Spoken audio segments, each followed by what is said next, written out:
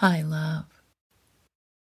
If you're here, it probably means somewhere inside you there's a part that's tired of disappearing. A part of you that's been quiet for so long, too long. A part that learned to shrink, to soften, to stay small just to feel safe. And love, the moment you show up to understand that pattern is sacred. It means something inside you is ready to stop carrying what was never yours to hold. So today, we're going to talk about self-abandonment in a way that doesn't blame you or shame you or rush you.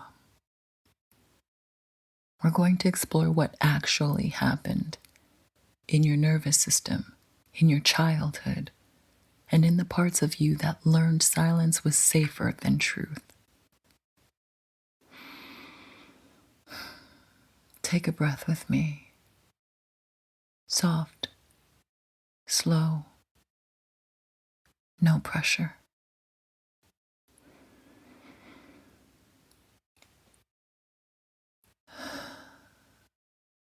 You're safe here.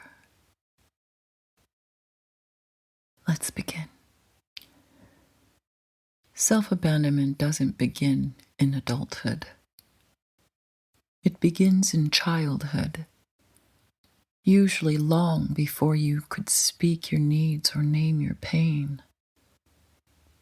It forms when a child learns, my needs are too much, or my feelings overwhelm the people I depend on. There's no space for me to be soft.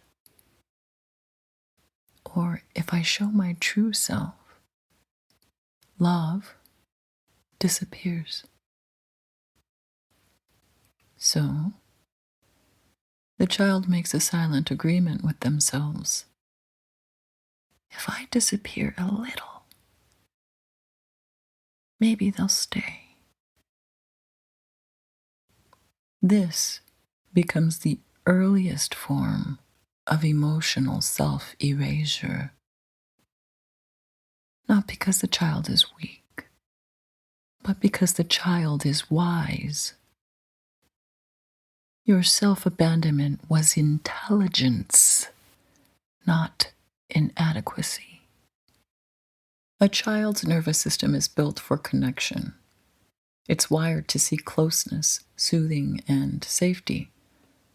But when a child repeatedly experiences emotional unpredictability, parental shutdown, anger they must tiptoe around, love that disappears when they need it, care that depends on performance, adults who are overwhelmed, or adults who punish vulnerability, or adults who expect the child to regulate them.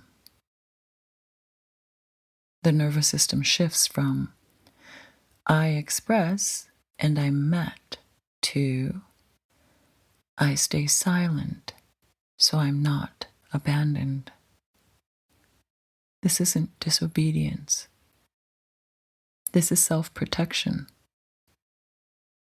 The child learns silence equals safety. Disconnection equals control. Self-erasure equals survival. And the body remembers this, even decades later. So, what does self-abandonment really look like? Well, you might see it in yourself now, saying things like, it's fine, when it's really not. Feeling responsible for everyone's emotions, apologizing for existing, being afraid to need anything, staying quiet to keep the peace, pleasing without noticing you're doing it, feeling guilt for resting, shrinking in conflict, feeling unworthy of love unless you're useful, losing yourself in relationships, believing your feelings are too much, feeling invisible. even when surrounded by people. These are not personality flaws. These are protective strategies your nervous system built in the absence of consistent care. You didn't fail to stay connected to yourself. You simply learned that that connection to others required you to disconnect from yourself first. Let's be clear and gentle. A child cannot choose self-loyalty when loyalty threatens their safety. A child cannot choose truth when truth leads to rejection. A child cannot choose boundaries when boundaries lead to punishment. A child cannot choose themselves when choosing themselves means losing the people they depend on. So, the child learns. I will stay as close as I can to myself without losing you. This is not abandonment. This is survival.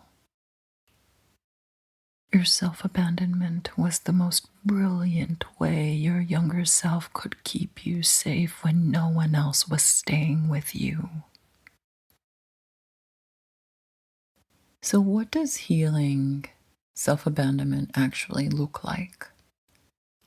Well, healing self-abandonment isn't about forcing confidence, yelling affirmations, or convincing yourself you're worthy. No. Healing is slow, embodied, nervous system led. It looks like noticing when you shrink, pausing before you override yourself, recognizing when guilt is inherited, not true, letting your needs whisper before they scream, letting your body soften when it wants to harden, making one tiny decision in your own favor,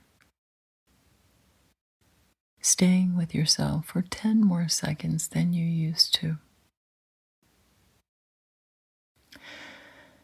Self-returning is quiet work, tender work, daily work. It has nothing to do with being loud and everything to do with being present. If something inside you softened or cracked open or felt recognized, and you feel called to explore more with gentle support, my coaching sessions are open. You're welcome to walk this path with support if your heart feels called. Until then, know that you are absolutely loved.